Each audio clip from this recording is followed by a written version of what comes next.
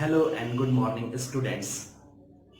जैसा कि हम लोगों ने एटॉमिक स्ट्रक्चर का 7 पोर्शन कंप्लीट कर लिया है, जिसमें हम लोगों ने लास्ट वीडियो में अल्फा पार्टिकल स्कैटरिंग एक्सपेरिमेंट को देखा और समझा, और उस एक्सपेरिमेंट से जो मॉडल प्रपोज किया गया, जिसको हम लोग रदरफोर्ड एटॉमिक मॉडल के नाम से भी जानते हैं, वही आज हम लोग पढ़ने वाले हैं। तो आइए स्टार्ट करते हैं रदरफोर्ड एटॉमिक मॉडल।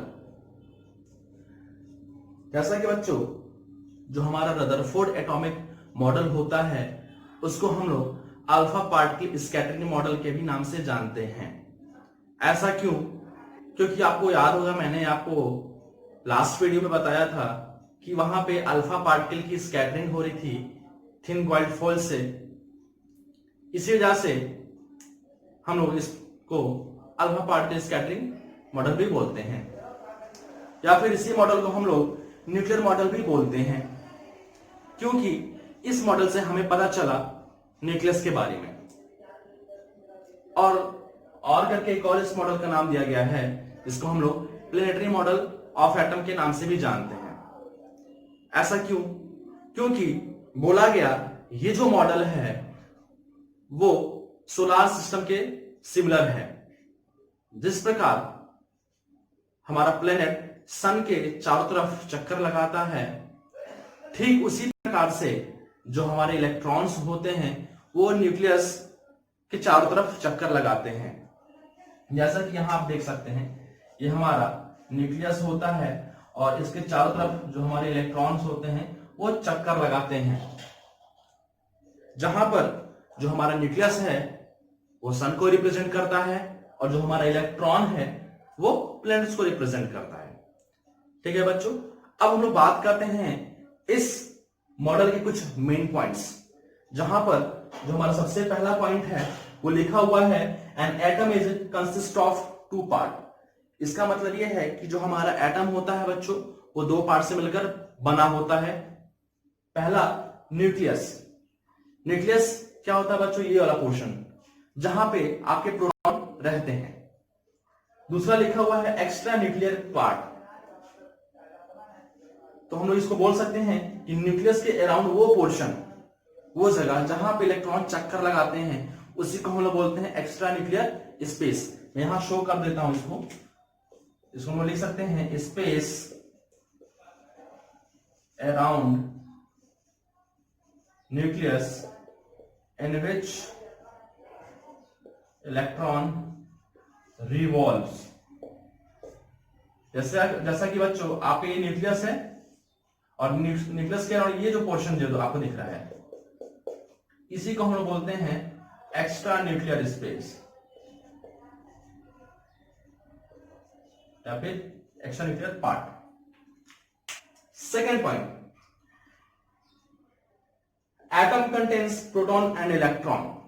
जैसा कि आपको भी मैंने बताया कि यहां पे जो हमारा एटम होता है वो 2 पार्ट से मिलकर बना होता है, न्यूक्लियस और एक्स्ट्रा न्यूक्लियर पार्ट, मतलब प्रोटॉन एंड इलेक्ट्रॉन। यहां पे हम लोगों ने अभी न्यूट्रॉन की बात नहीं करेंगे, क्योंकि इस मॉडल के टाइम पर हमें न्यूट्रॉन के बारे में नहीं पता था। ठीक है बच्चों, इसी वजह से हम लोग बोल सकते हैं कि atom contains proton and electron. Third point, the atom is electrically neutral. मतलब जो हमारा एटम होता है वो न्यूट्रल होता है, और न्यूट्रल होगा तो आप बहुत अच्छी तरीके से जानते हैं कि जो हमारा न्यूट्रल एटम होता है उसमें number of electron and number of proton always equal होता है। ठीक है, आप लोग इसको लिख लीजिए। तो नेक्स्ट पॉइंट की बात करते हैं। फोर्थ पॉइंट है the whole of the positive charge of an atom is concentrated in a small region called nucleus. जैसा कि आपको याद होगा, मैंने आपको अल्फा पार्टिकल स्कैटरिंग एक्सपेरिमेंट में बताया था कि किसी भी एटम का जो होल पॉजिटिव चार्ज होता है, मतलब पूरा का पूरा पॉजिटिव चार्ज जो होता है वो स्मॉल रीजन में कंसंट्रेटेड होता है, जिसको हम लोग बोलते हैं न्यूक्लियस। तो ये भी हमारा एक पॉइंट हो सकता है। फिफ्थ पॉइंट है the magnitude of positive charge on the nucleus is different for different atom. इसका मतलब यह है बच्चों कि न्यूक्लियस पर जो पॉजिटिव चार्ज का जो मैग्नीट्यूड होता है वो डिफरेंट एटम के लिए डिफरेंट होगा, क्योंकि न्यूक्लियस पर जो पॉजिटिव चार्ज होता है वो नंबर ऑफ प्रोटॉन पर डिपेंड करता है। क्योंकि आप जानते हैं, जैसे मान लीजिए अगर आपका सोडियम का मैं बात करूं तो सोडियम में नंबर ऑफ प्रोटॉन 11 होते हैं, तो वहां पर जो पॉजिटिव चार्ज का मैग्नीट्यूड होगा वो 11 होगा। एल्यूमिनियम की बात करेंगे तो एल्यूमिनियम में नंबर ऑफ प्रोटॉन हमारे 13 होते हैं बच्चों, तो वहां पे जो पॉजिटिव चार्ज का मैग्नीट्यूड होगा वो 13 होगा। ऐसे भी आप समझ सकते हैं, ठीक है। 6 पॉइंट है, the electron revolves around the nucleus in circular path at very high speed. इससे तात्पर्य यह है बच्चों कि जो हमारा इलेक्ट्रॉन होता है वो न्यूक्लियस के चारों तरफ बहुत तेजी से चक्कर लगाता है। कैसे, देखते हैं।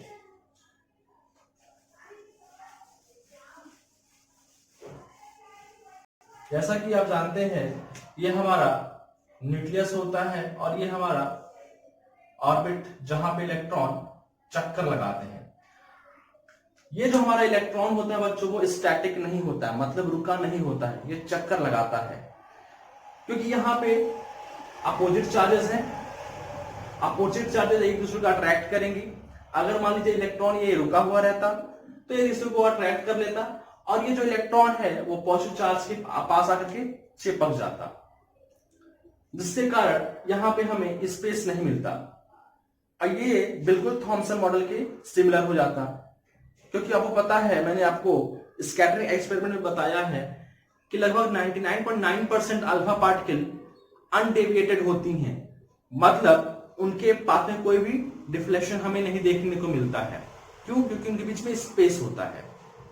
ठीक है बच्चों, आप इसको हम लोग ऐसे भी समझ सकते हैं कि अगर मान लीजिए ये हमारा मैग्नेट है और ये हमारा एक आयरन का टुकड़ा है, अगर इसको हम लोग धीरे से इसके पास ऐसे ले जाएंगे, अगर मान लीजिए रुका हुआ है, पास में रुका हुआ है, तो ये इसको बहुत आसानी से इसको अट्रैक्ट कर लेगा, ये इससे चिपक जाएगा। लेकिन यही चीज अगर मान लीजिए मैं मैग्नेट को या फिर आयरन का जो टुकड़ा है उसको तेजी से इस पर टक्कर मारूं, ऐसे फेंकूं बहुत तेज स्पीड से, इससे टकरा के वापस आ जाएगा, इधर उधर कहीं चला जाएगा, इसे अट्रैक्ट नहीं करेगा। क्यों? क्योंकि इसकी स्पीड क्या है, ज्यादा है।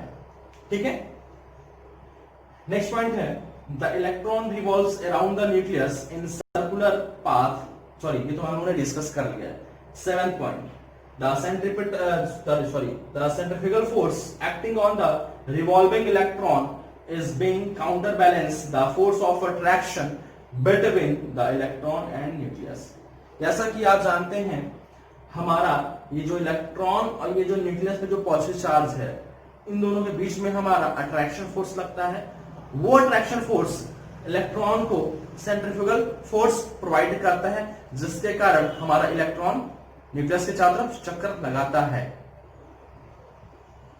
8 point, diameter of nucleus is the order of 10 to the power minus 15 metre, या फिर इसी को 1 फर्मी बोलते हैं, या फिर इसी को हम लोग 10 to the power minus 5 angstrom बोलते हैं। जैसे इसको हम लोग 1 फर्मी कैसे बोल सकते हैं, या फिर सॉरी, आपको पता है 1 fermi is equal to 10 to the power minus 15 metre होता है। अब बात करते हैं कि ये कैसे आया, तो आप इसको बहुत आसानी से समझ सकते हैं। जैसा कि आपको पता है कि 1 angstrom is equal to 10 to the power minus 10 metre होता है, तो इसको हम लोग क्या लिख सकते हैं, 10 to the power minus 15 को लिख सकते हैं, 10 to the power minus 15 को लिख सकते हैं 10 to the power minus 10 into 10 to the power minus 5, ये लिख सकते हैं। बेस सेम है, पावर ऐड हो जाएगा, और यहां पे जो 10 to the power minus 10 है, इसको हम लोग क्या ले सकते हैं, 1 एंगस्ट्रॉम, और ये बचा ये 10 to the power minus 5, तो 10 to the power minus 5 angstrom ये हमारा हो गया। तो आपको समझ आएगा। इसी को हम लोग सेंटीमीटर में भी लिख सकते हैं, सेंटीमीटर में कन्वर्ट करेंगे मीटर को सेंटीमीटर में, तो 1 metre is equal to 10 to the power 2 centimetre. यहां से हमारा इसको हम अगर सेंटीमीटर में लिखना चाहें तो 10 to the power minus 13 centimetre भी लिख सकते हैं। ठीक है, नेक्स्ट पॉइंट की बात करेंगे, diameter of the atom is the order of 10 to the power minus 10 metre और 1 एंगस्ट्रॉम। आपको पता है 1 angstrom is equal to 10 to the power minus 10 metre. मतलब हमारा जो एटम का जो डायमीटर होता है वो इस ऑर्डर में होता है। इसको अगर हम लोग सेंटीमीटर में लिखना चाहें तो हम लोग ये भी लिख सकते हैं 10⁻⁸ सेंटीमीटर। ठीक है, इतना बोले किसी। नेक्स्ट पॉइंट की बात। नेक्स्ट पॉइंट है the size of nucleus is very small as compare to the size of an atom.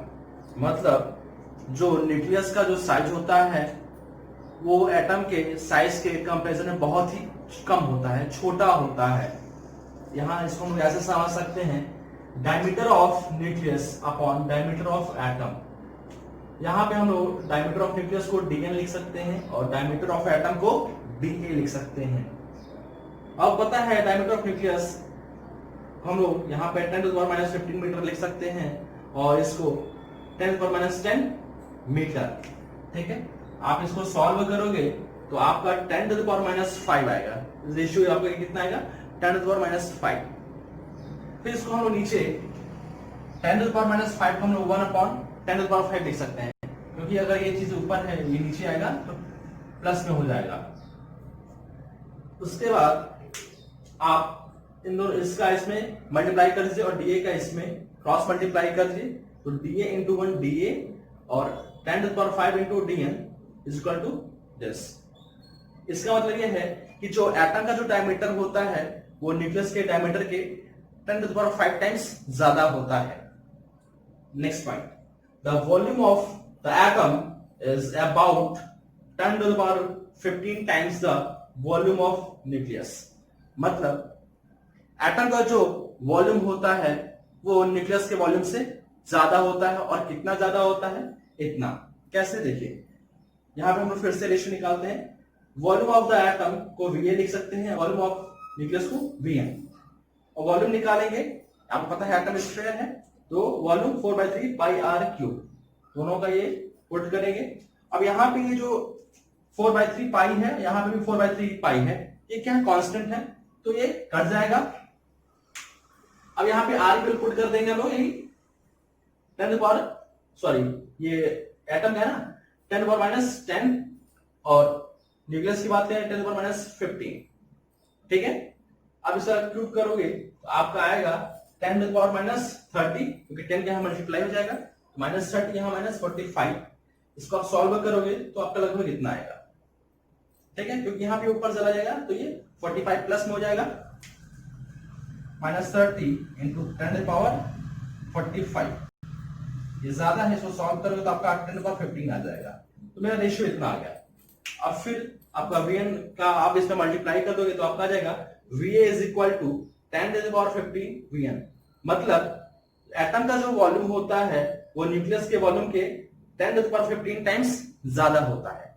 ठीक है, आप लोग इतना लिख लीजिए। एक और इंपॉर्टेंट पॉइंट है उसको हम अभी नेक्स्ट में समझते हैं। नोट में है नेक्स्ट पॉइंट, आप चाहें तो डिफरेंट न्यूक्लियस का रेडियस भी कैलकुलेट कर सकते हैं। यहां पे एक फॉर्मूला है, आइए उसको देखते हैं। The radius of nucleus is proportional to the cube root of the number of nucleon within it. अब यहां पे न्यूक्लियॉन वर्ड आया है, ये क्या होता है? ठीक है, तो याद रखिएगा कि किसी भी एटम के न्यूक्लियस में जो फंडामेंटल पार्टिकल प्रेजेंट होते हैं उसी को क्या बोलते हैं, न्यूक्लियॉन। आपको पता है कि जो हमारा न्यूक्लियस होता है उसमें प्रोटॉन और न्यूट्रॉन दोनों पाए जाते हैं। अभी फिलहाल रदरफोर्ड एक्सपेरिमेंट में हमें बस यही पता है कि प्रोटॉन के बारे में, न्यूट्रॉन क्या है अननोन है। लेकिन मान लीजिए फ्यूचर में जब न्यूट्रॉन आया तब की बात कर रहे हैं, तो न्यूक्लियॉन मतलब आप लोग याद रखिएगा प्रोटॉन एंड न्यूट्रॉन के हिस्से को क्या बोलते हैं, न्यूक्लियॉन। ठीक है, तो जो रेडियस है वो डायरेक्टली प्रोपोर्शनल है cube root of number of nucleon. अब आपको पता है ये क्या है, प्रोपोर्शनल है। जब भी हम लोग प्रोपोर्शनल हटाते हैं तो उसके लिए हमें एक कांस्टेंट वैल्यू मिलता है। तो R is equal to R0 a के पावर 1/3 मीटर, जहां पर R0 क्या है, प्रोपोर्शनैलिटी कांस्टेंट है जिसकी वैल्यू होती है 1.33 इंटू 10⁻⁻15 मीटर। कहीं कहीं पे इसको हम लोग 1.4 भी लिखते हैं। ठीक है, कोई दिक्कत नहीं है, आपकी जो इच्छा आप लिख सकते हैं। ए क्या है आपका, मास नंबर है। मास नंबर कैसे निकलता है, प्रोटॉन एंड न्यूट्रॉन को सम कर दीजिए, आपका मास नंबर आ जाएगा। आर क्या है, रेडियस ऑफ न्यूक्लियस। ठीक है, ये वाली यहां पुट करेंगे आप, आर नॉट की वैल्यू पुट करेंगे यहां पे, तो क्या आ जाएगा, R is equal to 1.33 into 10 to the power minus 15 8 to power 1/3 metre. ठीक है, अगर सेंटीमीटर की बात करेंगे तो आपका यही आ जाएगा -13 आ जाएगा। ठीक है, तो ये आपका हो गया। अब नेक्स्ट में बात करते हैं ड्रॉबैक की। ड्रॉबैक और लिमिटेशन ऑफ रदरफोर्ड मॉडल। इस मॉडल को हम लोग पूरी तरह से गलत नहीं कह सकते, लेकिन हाँ इस मॉडल में कुछ कमियां थी, और वो क्या थी आइए देखते हैं। तो सबसे पहला है, it can't explain the stability of atom. मतलब रदरफोर्ड साहब एटम की स्टेबिलिटी के बारे में डिफाइन नहीं कर पाए थे, क्योंकि जब इलेक्ट्रोमैग्नेटिक वेव थ्योरी दिया गया, जिसको मैक्सवेल ने दिया था, तो उन्होंने बोला कि अगर कोई चार्ज पार्टिकल दूसरे चार्ज पार्टिकल के इन्फ्लुएंस में मूव करता है, then it radiates some energy in the form of radiation. मतलब अगर कोई चार्ज पार्टिकल दूसरे चार्ज पार्टिकल की वजह से मूव करता है तो वो एनर्जी रेडिएट करेगा, मतलब उसमें से एनर्जी निकलेगा रेडिएशन के फॉर्म में। कैसे, देखिए मान लीजिए ये आपका न्यूक्लियस है और ये इलेक्ट्रॉन है, ये भी एक चार्ज पार्टिकल, ये भी एक चार्ज पार्टिकल, और इलेक्ट्रॉन अगर इसके इन्फ्लुएंस में मूव कर रहा है तो ये एनर्जी रेडिएट करेगा, और इसका जो पाथ है बच्चों वो स्पाइरल होते जाएगा। और एक समय ऐसा आएगा जब इलेक्ट्रॉन न्यूक्लियस में गिर जाएगा, और जब ऐसा हो गया तो एटम खत्म, साफ हो जाएगा। जबकि ऐसा नहीं होता है, इलेक्ट्रॉन न्यूक्लियस में नहीं गिरता है। तो इसी चीज को रदरफोर्ड साहब एक्सप्लेन नहीं कर पाए थे। Second point, it can't explain the hydrogen spectrum. मतलब हाइड्रोजन में एक इलेक्ट्रॉन होता है, तो वहां पे स्पेक्ट्रम की एक लाइन बननी चाहिए थी, जबकि वहां पे 5 लाइनें बनती हैं। इस चीज को भी रदरफोर्ड साहब एक्सप्लेन नहीं कर पाए थे। हम लोग आगे स्पेक्ट्रम के बारे में पढ़ेंगे, ये बहुत ही मजेदार और इंटरेस्टिंग है। ठीक है, तो आज के इतना ही। Thanks for watching my video. I hope आपको वीडियो पसंद आया होगा। इसे लाइक करिए, शेयर करिए एंड सब्सक्राइब करिए। Thank you.